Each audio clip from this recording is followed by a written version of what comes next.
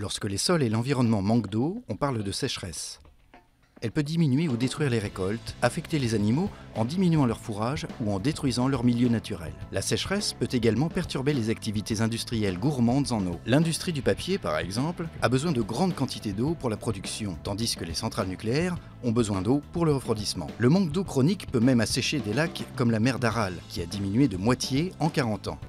La sécheresse se définit par un déficit pluviométrique sur une période longue par rapport à une moyenne. Cette moyenne peut être plus haute dans des zones climatiques modérées, comme le nord de l'Europe ou l'Amérique, ou plus faible, comme autour de la Méditerranée ou en Afrique. La sécheresse peut affecter les sols de surface ou les réserves profondes. Dans le premier cas, on parle de sécheresse météorologique. Le manque de pluie affecte les cultures et dégrade les récoltes. Mais souvent, cette sécheresse est augmentée par un choix de plantes inadaptées, comme le maïs, nécessitant un arrosage intensif.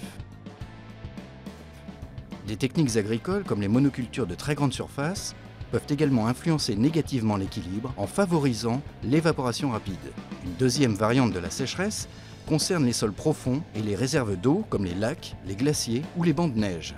Quand ces réserves sont faibles, l'équilibre naturel est également affecté.